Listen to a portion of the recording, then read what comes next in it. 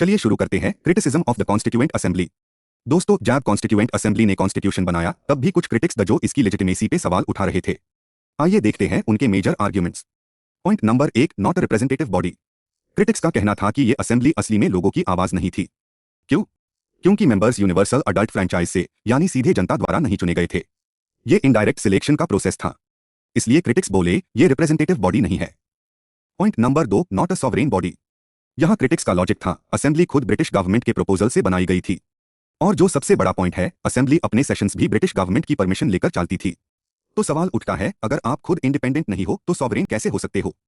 Point number 3, time consuming. Critics कहते थे कि कॉन्स्टिट्यूएंट असेंबली ने कॉन्स्टिट्यूशन बनाने में बहुत ज्यादा टाइम लिया। कंपेयर करते हुए उन्होंने एग्जाम्पल दिया, अमेरिका की कॉन्स्टिट्यूशन सिर्फ 4 महीने में बन गई थी। असेंबली के एक मेंबर नजीरुद्दीन अहमद, उन्होंने ड्राफ्टिंग कमेटी का मजाक उड़ाते हुए कहा, ये ड्राफ्टिंग कमेटी नहीं बल्कि ड्रिफ्टिंग कमेटी है, मतलब काम करने के बजाय सिर्फ इधर-उधर भटक रही है। Point number 4, dominated by Congress. Critics का आर्ग्यूमेंट था कि constituent assembly practically Congress party के कंट्रोल में थी।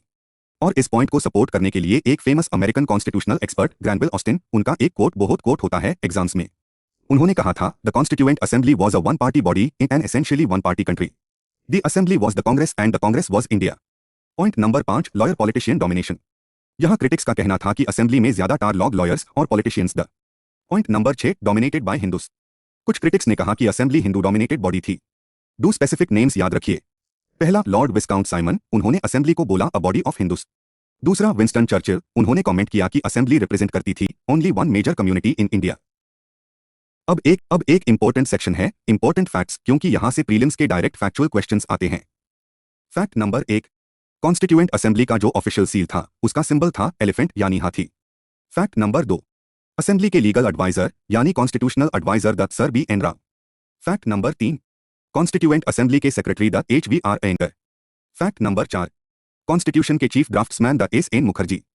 ये नाम बहुत एग्जाम में कंफ्यूज होता है बी एन राव के साथ, तो क्लियरली याद रखिए, राव ने पहला ड्राफ्ट बनाया लेकिन मुखर्जी चीफ ड्राफ्ट्समैन द जिन्होंने फाइनल ड्राफ्टिंग में सेंट्रल रोल प्ले किया। फैक्ट नंबर 5, इंडियन कॉन्स्टिट्यूशन का ओरिजिनल डॉक्यूमेंट वो हाथ से लिखा गया था, टाइप्ड नहीं, और इसे लिखने well the Prem Bihari Narayan Raizada. Fact number 6, constitution का ओरिजिनल वर्जन सिर्फ लिखा ही नहीं गया बल्कि यूज ब्यूटिफाई और डेकोरेट भी किया गया, नंदलाल बोस और बिहार राम मनोहर सिन्हा द्वारा। फैक्ट नंबर 7, जो प्रियम्बल थी उसकी कैलीग्राफी तो प्रेम बिहारी नारायण रायजादा ने की थी, ये हमने पहले देखा, लेकिन उसकी इल्यूमिनेशन, ब्यूटिफिकेशन और ऑर्नामेंटेशन यानी उसको आर्टिस्टिक टच देना, ये काम किया बिहार राम मनोहर सिन्हा ने। फैक्ट नंबर 8, अब बात करते हैं हिंदी वर्जन की। इसकी कैलीग्राफी का काम किया वसंत कृष्ण वद्य ने, और इसकी एलिगेंट डेकोरेशन और इल्यूमिनेशन का काम किया नंदलाल बोस ने।